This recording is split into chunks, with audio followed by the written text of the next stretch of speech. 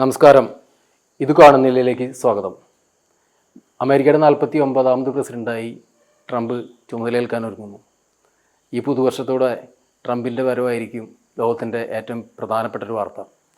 47ാമത് പ്രസിഡൻ്റായിരുന്നു. അതിനുശേഷം ഒരു ടേമിൻ്റെ ഇടവേളയ്ക്ക് ശേഷമാണ് അദ്ദേഹം വീണ്ടും എത്തുന്നത്. ആ ഇടവേള എന്ന് പറയുമ്പോൾ ആ തെരഞ്ഞെടുപ്പിൽ അദ്ദേഹം മത്സരിച്ചിരുന്നു. എന്നാൽ മത്സരത്തിൽ അദ്ദേഹത്തിന് വിജയിക്കാൻ കഴിഞ്ഞില്ല. വീണ്ടും അടുത്ത തെരഞ്ഞെടുപ്പിൽ 49ാമത് തെരഞ്ഞെടുപ്പിൽ അദ്ദേഹം മത്സരിക്കാൻ വന്നപ്പോൾ സ്ഥാനാർത്ഥിത്വം ലഭിക്കുമോ എന്ന് പോലും സംശയമുണ്ടായിരുന്നൊരു സാഹചര്യത്തിൽ അദ്ദേഹം സ്ഥാനാർത്ഥിയാവുകയും പിന്നെ കഠിനമായ പരിശ്രമങ്ങൾ, പ്രചരണങ്ങൾ, 2 വധ ഉദ്യമങ്ങളെ അതിജീവിച്ചുകൊണ്ട് അദ്ദേഹം ഈ തെരഞ്ഞെടുപ്പിൽ വിജയം നേടിയിരിക്കുകയാണ്. ഇപ്പോൾ അമേരിക്കൻ പ്രസിഡൻറ്റിനെ കുറിച്ച് നമ്മൾ ചർച്ച ചെയ്യേണ്ട കാര്യം എന്താണെന്ന് ചോദിച്ചാൽ, അമേരിക്കൻ പ്രസിഡൻറ്റ് സ്വാഭാവികമായിട്ട് ലോകക്രമത്തെയൊക്കെ നിയന്ത്രിക്കുന്ന ഒരാളാണ് എന്നാണ് ലോകം ധരിച്ചു വെച്ചിരിക്കുന്നത്. ഏകദേശം അതൊക്കെ അങ്ങനെയൊക്കെ തന്നെയാണ്. ഇപ്പോൾ അമേരിക്കൻ പ്രസിഡന്റുമാരെ കുറിച്ച് ആലോചിക്കുമ്പോൾ നമുക്ക് എത്ര പ്രസിഡന്റുമാരെ ഓർമ്മ വരും? ജോർജ് വാഷിങ്ടൺ ഉണ്ട്, എബ്രഹാം ലിങ്കൻ ഉണ്ട്, റൂസ്വെൽറ്റ് ഉണ്ട്, അതിനുശേഷം ക്ലിൻ്റൺ, റൊണാൾഡ് റേഗൻ, അതുപോലുള്ള പ്രസിഡന്റുമാർ. ആ പ്രസിഡന്റുമാരെയൊക്കെ നമ്മൾ ഓർത്തു വയ്ക്കാനുള്ള കാരണം അവർ ഒന്നില്ലെങ്കിൽ ഒരു പുതിയ ലോകക്രമത്തിൽ അമേരിക്കയുടെ അല്ലെങ്കിൽ ലോകത്തിലെ മറ്റു രാജ്യങ്ങളുടെ നിലപാടുകളെ സ്വാധീനിച്ചു എന്നുള്ളതുകൊണ്ടായിരിക്കും. അതല്ലെങ്കിൽ അമേരിക്ക ഒരു യുദ്ധസമാനമായൊരു സാഹചര്യത്തിൽ അല്ലെങ്കിൽ ഒരു യുദ്ധത്തിൻ്റെ സാഹചര്യത്തിൽ രാഷ്ട്രത്തെ നയിച്ചു, ചിലപ്പോൾ ലോകത്തെ തന്നെ നയിച്ചു എന്നതിൻ്റെ പേരിലായിരിക്കും. പക്ഷേ ഈ അടുത്ത കാലത്തൊക്കെ ഉണ്ടായ പ്രസിഡന്റുമാർക്കൊന്നും അങ്ങനെയുള്ള ഒരു വിശേഷണത്തിന് അർഹതയില്ല. പക്ഷേ ട്രംപിനെ കുറിച്ച് ചില പ്രതീക്ഷകൾ ആളുകൾക്കുണ്ട്. അതിൻ്റെ കാരണം എന്താണെന്ന് വെച്ചാൽ അദ്ദേഹത്തിൻ്റെ നിലപാടുകൾ തന്നെയാണ്. ഒരിക്കലും ഡൊണാൾഡ് ട്രംപ് എന്ന് പറയുന്ന അദ്ദേഹം 47ാമത് അമേരിക്കയുടെ പ്രസിഡൻ്റായിട്ട് തിരഞ്ഞെടുക്കപ്പെട്ടപ്പോൾ അതിൽ നിന്നൊന്നും എന്ത് മാറ്റങ്ങളുണ്ടാവും എന്നാരും ചിന്തിച്ചില്ല. പക്ഷേ ഒരു വിട്ട് ഒന്ന് മുറി 2 എന്നൊക്കെ പറയുന്നത് പോലെയുള്ള തീരുമാനങ്ങൾ, പ്രഖ്യാപനങ്ങൾ, നടപടികളൊക്കെ ഉണ്ടായപ്പോൾ അമേരിക്കൻ പ്രസിഡൻറ്റ് എന്തോ ചെയ്യാൻ പോകുന്നു, എന്തിനൊക്കെയോ ഒരുങ്ങിപ്പുറപ്പെടുന്നു എന്നൊരു തോന്നൽ ലോകരാഷ്ട്രങ്ങളിലുണ്ടായി. അത് ലോകത്തിൻ്റെ എല്ലാ കോണുകളിലും, രാഷ്ട്രത്തിൻ്റെ അതിർത്തികളിലും, രാഷ്ട്രത്തിൻ്റെ പുറത്തുള്ള അതിർത്തികളിലും ഒക്കെ പ്രതിഫലിക്കപ്പെട്ടു. അത് രൂപയുടെ ഒരേ രാജ്യത്തിൻ്റെ രൂപയുടെ മൂല്യങ്ങളിൽ അത് വിനിമയ നിരക്കുകളിൽ വ്യത്യാസം വരുത്തിയിട്ടുണ്ട്. അതുപോലെ തന്നെ അവരുടെ അന്താരാഷ്ട്ര നയങ്ങളിൽ സമാനമായ അന്തരീക്ഷത്തിൽ നിന്ന് സമാധാനത്തിലേക്ക് കടക്കുന്ന ചില രാജ്യങ്ങൾ, അതുപോലെ തന്നെ സമാധാനപരമായി ജീവിച്ചിരുന്ന ചില രാജ്യങ്ങൾ യുദ്ധാന്തരീക്ഷത്തിലേക്ക് കടക്കുന്ന സാഹചര്യമൊക്കെ ഒരൊറ്റ മനുഷ്യൻ്റെ തീരുമാനം കൊണ്ട് ഉണ്ടാക്കാൻ കഴിഞ്ഞത് അത് ഡൊണാൾഡ് ട്രംപിന് മാത്രമാണ്. നമുക്കൊക്കെ ഓർക്കാൻ കഴിയുന്നൊരു കാലം ഉണ്ട്. കാരണം ലോകം മുഴുവൻ ശ്രദ്ധിക്കപ്പെട്ടിരുന്ന കുറേയധികം നേതാക്കൾ ഒരുമിച്ച് ഭരണാധികാരികളായിരുന്നൊരു കാലം. ഇന്ത്യയിൽ ഇന്ദിരാഗാന്ധി, അമേരിക്കയിൽ റൊണാൾഡ് റേഗൻ, ബ്രിട്ടനിൽ മാർഗരറ്റ് താച്ചർ, എല്ലാവരും കൂടി ഒരേ സമയത്ത് രാഷ്ട്രത്തിൻ്റെ അധീശത്വം വഹിച്ച ഒരു സമയത്ത് ലോകം മുഴുവൻ ഉറ്റുനോക്കിയിരുന്നത് ലോകവാർത്തകളിലേക്ക് തന്നെയായിരുന്നു. കാരണം ചെറിയ ഒരു നീക്കം അല്ലെങ്കിൽ ചെറിയ ഒരു ചലനമൊക്കെ എല്ലാവരെയും സ്വാധീനിക്കുന്നു എന്ന് കാണുന്ന ഒരു കാര്യം. ഒരു മിറാഷ് വിമാനമോ ഒരു മിഗ് വിമാനമോ ഒരു രാജ്യം കരസ്ഥമാക്കുകയാണെങ്കിൽ അതിനെക്കുറിച്ച് മാത്രമായിരിക്കും ചർച്ച, മറ്റു കാര്യങ്ങളൊക്കെ മാറ്റിവെക്കും. എന്ന് ചർച്ചകളുടെ സ്വഭാവത്തിലൊക്കെ വ്യത്യാസം ഉണ്ടായിട്ടുണ്ട്. പക്ഷേ എന്തായാലും അമേരിക്കയിൽ പുതിയ പ്രസിഡന്റ് വരുമ്പോൾ അദ്ദേഹത്തിൻ്റെ നിലപാടുകൾ, ആ നിലപാടുകൾ നമ്മളിലൊക്കെ എന്തെല്ലാം മാറ്റങ്ങൾ വരുത്തും, എങ്ങനെയൊക്കെ അത് നമ്മൾ സ്വാധീനിക്കും എന്ന് എല്ലാവരും ആലോചിക്കുന്നു, ചിന്തിച്ചുകൊണ്ടിരിക്കുന്നു.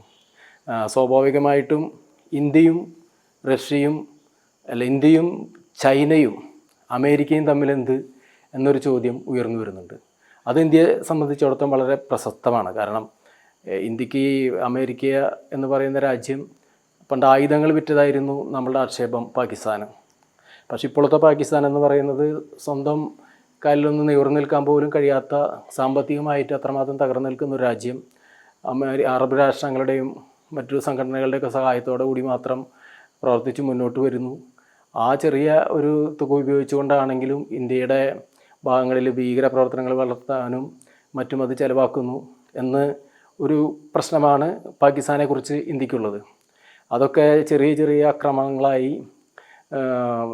സ്ഥിരമായിട്ട് കാശ്മീരിലും അതുപോലെ തന്നെ എന്തെങ്കിലും ഒരു അവസരം കിട്ടുകയാണെങ്കിൽ ഇന്ത്യയിലെ എവിടെയും പൊട്ടിക്കാവുന്ന ബോംബുകളുമായി നടക്കുന്ന പാകിസ്ഥാൻ ചാരന്മാരൊക്കെയാണ് എവിടെയും കാണുന്നത്. ഇതിനപ്പുറമുള്ള ഭീഷണി നമുക്ക് ഉയർത്തിയിട്ടുള്ളത് ചൈന തന്നെയാണ്. ചൈനയെ സംബന്ധിച്ച് പറയുമ്പോൾ ചൈനയുടെ യുവാനും ഇന്ത്യയുടെ രൂപയും തമ്മിലൊരു മത്സരം നടക്കുന്നുണ്ട്. അതോടൊപ്പം തന്നെ അരുണാചൽ പ്രദേശ് പോലുള്ള ഇന്ത്യയുടെ സംസ്ഥാനങ്ങളിലൊക്കെ കയ്യേറിക്കൊണ്ട് കിലോമീറ്ററുകളോളം ചതുരശ്ര കിലോമീറ്ററുകളോളം സ്ഥലം സ്വന്തം അധീനതയിലേക്ക് എത്തിച്ചുകൊണ്ട് അവർ ഇന്ത്യയുടെ പരമാധികാരത്തെ വെല്ലുവിളിക്കുന്ന സാഹചര്യങ്ങൾ ഉണ്ടാകുന്നുണ്ട്. അതുപോലെ ശ്രീലങ്ക പോലുള്ള രാജ്യങ്ങളിൽ അവരുടെ പട്ടാള ക്യാമ്പുകൾ തുടങ്ങിക്കൊണ്ട് ഇന്ത്യക്ക് നേരെ വെല്ലുവിളി ഉയർത്തുന്ന സാഹചര്യങ്ങൾ ഒരുക്കുന്നു. ഇങ്ങനെയുള്ളൊരു സാഹചര്യത്തിൽ നമ്മൾക്ക് സ്വയം നമ്മൾ അതിൻ്റെ പ്രതിരോധങ്ങൾ നടത്തുമ്പോൾ പോലും പുറത്തുനിന്നൊരു സഹായം എന്ന രീതിയിൽ ട്രംപിനെ നമ്മൾ ഉറ്റുനോക്കുകയാണ്.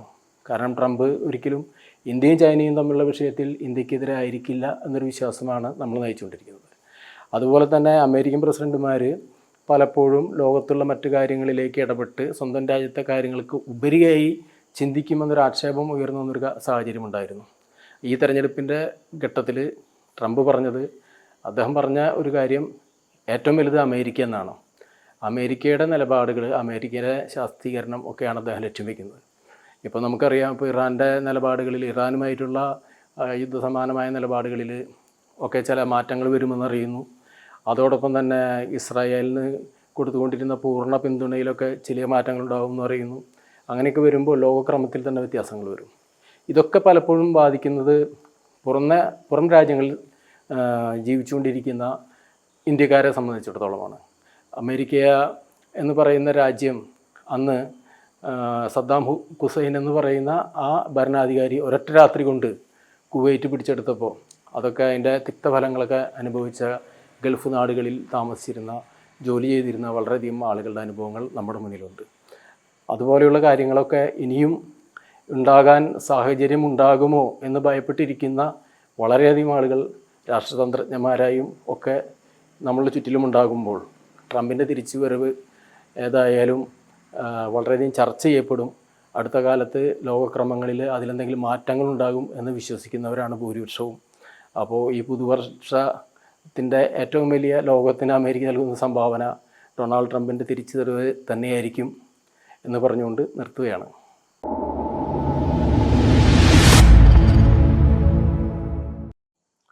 പാലക്കാട് ഉപതെരഞ്ഞെടുപ്പ് കടന്നുപോയി. വളരെയധികം കുറഞ്ഞ പോളിംഗ് നില ആദ്യ സമയത്ത് റിപ്പോർട്ട് ചെയ്യപ്പെട്ടതിൻ്റെ അടിസ്ഥാനത്തിൽ പോളിംഗ് ശതമാനം വളരെയധികം കുറയുമെന്ന് ആശങ്കപ്പെട്ടിരുന്നെങ്കിലും അവസാന സമയങ്ങളിൽ വോട്ടർമാർ പോളിംഗ് ബൂത്തിലേക്ക് എത്തുകയും ആ പഴയ തരത്തിലേക്കുള്ള ഒരു പോളിംഗ് ശതമാനത്തിലേക്ക് എത്തിക്കുകയും ചെയ്തു. അപ്പോൾ തെരഞ്ഞെടുപ്പിൻ്റെ ആ പോളിംഗ് വലിയ സുഗമമായി, അതുപോലെ തന്നെ പഴയ രീതിയിൽ തന്നെ നടന്നു എന്ന് പറയാൻ കഴിയും. ഇന്നത്തെ ദിവസം ഉണ്ടായ ചില കാര്യങ്ങളെക്കുറിച്ച് മാത്രമാണ് പറയുന്നത്. ഇന്നത്തെ ദിവസം എന്ന് പറയുന്നത്, ഇന്ന് രാവിലെ മുതൽ സ്ഥാനാർത്ഥികൾ ബൂത്തുകൾ സന്ദർശിക്കുന്നു, വോട്ടർമാരെ കാണുന്നു, അഭിവാദ്യം ചെയ്യുന്നു, പുറത്തൊക്കെ വെച്ച് വോട്ട് ചോദിക്കുന്നുണ്ടാകും. പക്ഷേ അകത്തൊന്നും വെച്ച് വോട്ട് ചോദിക്കുക എന്നില്ല എന്ന് തന്നെയാണ് കരുതുക. അതിനുശേഷമാണ് 58-ാം ബൂത്ത് എന്ന് പറയുന്ന ആ ബൂത്തിലേക്ക് വൈകിട്ടോടെ രാഹുൽ മാങ്കൂട്ടത്തിലെത്തുന്നത്. രാഹുൽ മാങ്കൂട്ടത്തിൽ ബൂത്തിനുള്ളിൽ വെച്ച് വോട്ട് ചോദിച്ചു എന്നതിൻ്റെ പേരിൽ അദ്ദേഹത്തെ തടയാൻ ശ്രമിച്ചു. അവിടെ സംഘർഷാവസ്ഥ ഉണ്ടാക്കി. രാഹുൽ മാങ്കൂട്ടത്തിൽ പുറത്തേക്ക് ഇറങ്ങി പോകാൻ തയ്യാറായില്ല. അങ്ങനെ നിൽക്കുന്ന ഒരു സമയത്ത് പോലീസ് കൂടുതലെത്തി അവിടെയുള്ള പ്രവർത്തകരെ ഒഴിപ്പിച്ചു. ഏറ്റവും അവസാനം മാത്രം രാഹുൽ മാങ്കൂട്ടത്തിൽ പുറത്തേക്ക് പോയി. ആ ഒരു സാഹചര്യം നിലനിന്നിരുന്ന ആ സമയത്ത് അതിനുശേഷമാണ് പിന്നെ കാണുന്നത് വി കെ ശ്രീകണ്ഠനെയാണ്. വി കെ ശ്രീകണ്ഠൻ BJPയുടെ അവിടുത്തെ ജില്ലാ പ്രസിഡന്റ് വോട്ട് ചെയ്യാൻ എത്തുന്നത് പാർട്ടി ഓഫീസിൽ നിന്നായിരിക്കും. പാർട്ടി ഓഫീസും പോളിംഗ് കേന്ദ്രവും തമ്മിൽ 100 മീറ്ററിൻ്റെ വ്യത്യാസമേ ഉള്ളൂ. അവിടെ വി കെ ശ്രീകണ്ഠൻ്റെ നേതൃത്വത്തിൽ വി കെ ശ്രീകണ്ഠൻ്റെ UDF പ്രവർത്തകർ തമ്പടിച്ച് നിൽക്കുന്നു. വന്നാൽ തടയുമെന്ന് പ്രഖ്യാപിക്കുന്നു. 2 വോട്ടർ ID കാർഡുമായി ഒരാൾ നിൽക്കുന്നുണ്ടെങ്കിൽ 33-ാം വകുപ്പ് തെരഞ്ഞെടുപ്പ് ചട്ടപ്രകാരം അത് കുറ്റകരമാണ്, അദ്ദേഹത്തിനെ അറസ്റ്റ് ചെയ്യണമെന്ന് ആവശ്യപ്പെടുന്നു. സംഘടനാവസ്ഥ വീണ്ടും ഉടലെടുക്കുന്നു. വോട്ട് ശതമാനം വോട്ട് സമയം കഴിയാൻ 8 മിനിറ്റ് ബാക്കി, 5 മിനിറ്റ് ബാക്കി, 2 മിനിറ്റ് ബാക്കി, ഇനിയും അദ്ദേഹം എത്തിയില്ല എന്ന് പറഞ്ഞ് അദ്ദേഹം വന്നില്ല. ആ കാര്യം അങ്ങനെ കഴിഞ്ഞു പോയി. അപ്പോൾ ഇന്ന് പോലും ഒരു വളരെ മുൻമുള്ളയിൽ നിർത്തിക്കൊണ്ടുള്ള വളരെയധികം ഉദ്വേഗഭരിതമായ സമയങ്ങളിലൂടെ തന്നെയാണ് തെരഞ്ഞെടുപ്പ് കടന്നുപോയത്. പല തെരഞ്ഞെടുപ്പുകളിലും ഇതുപോലെയൊക്കെ സംഭവങ്ങൾ ഉണ്ടാവാറുണ്ട്. പക്ഷേ മാധ്യമങ്ങളും ചാനലുകളും ഇതിനെതിരെ മുഖം വെച്ചുകൊണ്ട്, ക്യാമറകൾ ഇതിനെതിരെ തിരിച്ച് വെച്ചുകൊണ്ട് അത് ശ്രദ്ധിക്കുമ്പോൾ അത് വലിയ വാർത്തകളായി മാറുകയാണ്. ഇനി വരാനുള്ളത് എക്സിറ്റ് പോളുകളാണ്. പുറത്ത് കേൾക്കുന്ന 2 സംസ്ഥാനങ്ങളിലെ എക്സിറ്റ് പോളുകൾ ഏകദേശം ഇപ്പോൾ വന്നു തുടങ്ങിയിട്ടുണ്ടാകും. അതോടൊപ്പം തന്നെ ഇവിടുത്തെ എക്സിറ്റ് പോളുകളും വരുമെന്ന് തന്നെ പ്രതീക്ഷിക്കാം. എക്സിറ്റ് പോളുകളിലുള്ള വിശ്വാസ്യതയൊക്കെ നഷ്ടപ്പെട്ടുകൊണ്ടിരിക്കുന്ന ഒരു സമയത്ത് അവയ്ക്കുള്ള വിശ്വാസം വീണ്ടെടുക്കാൻ ഈ പ്രവചനങ്ങളിലൂടെ അവർക്ക് കഴിയട്ടെ എന്ന് നമ്മൾക്ക് ആശംസിക്കാം. ഏതായാലും ആ പാലക്കാടിൻ്റെ മണ്ണിൽ വലിയ സംഘർഷങ്ങളൊന്നും ഇല്ലാതെ തന്നെയാണ് കടന്നുപോയത്. കാരണം നമുക്ക് നേതാക്കന്മാരുടെ നേതൃത്വത്തിൽ അവരൊക്കെ നിൽക്കുമ്പോൾ ഉണ്ടായിട്ടുള്ള സംഘർഷങ്ങളാണ്. അതുകൊണ്ട് തന്നെ അതിൽ വളരെയധികം പക്വമായ ഇടപെടലുകളൊക്കെ നേതാക്കന്മാരുടെ ഭാഗത്തുണ്ടായി. അത് ഒഴിവായി എന്നാണ് വിചാരിക്കാം. ഇനി തെരഞ്ഞെടുപ്പിൻ്റെ റിസൾട്ട് വരാനുള്ള ദിവസങ്ങളാണ്. കേരള രാഷ്ട്രീയത്തെ കൃത്യമായിട്ട് സ്വാധീനിക്കാൻ കഴിയുന്ന 3 തെരഞ്ഞെടുപ്പ് ഫലങ്ങൾ വരും. 2 സ്വാധീനിക്കും. മറ്റേത് ഏകദേശം തീരുമാനമായ ഘട്ടത്തിലാണ്. അപ്പോൾ ആ ദിവസങ്ങൾ ക്കുള്ള കാത്തിരിപ്പും കൂട്ടലും കുറയ്ക്കലുമൊക്കെ ആയിട്ട് മുന്നോട്ട് പോകുന്നു. ആ പാലക്കാടിന് ആ തെരഞ്ഞെടുപ്പ് രംഗത്തിന് ആ ഗോതയിലേക്ക് തൽക്കാലം തിരശ്ശീല വീണിരിക്കുന്നു.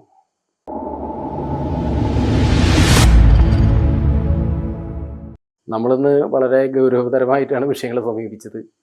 ഒരുപക്ഷെ നമ്മൾ നേതാക്കന്മാരെയൊക്കെ ഇങ്ങനെ കൂടുതലായിട്ട് അവരുമായിട്ട് ബന്ധപ്പെട്ട കാര്യങ്ങളൊക്കെ ചൂണ്ടിക്കാണിക്കുമ്പോൾ ചിലർക്ക് തമാശയായിട്ട് തോന്നും, ചിലർക്ക് ഇഷ്ടപ്പെടില്ല, അങ്ങനെയൊക്കെ ഉണ്ടായിരിക്കും.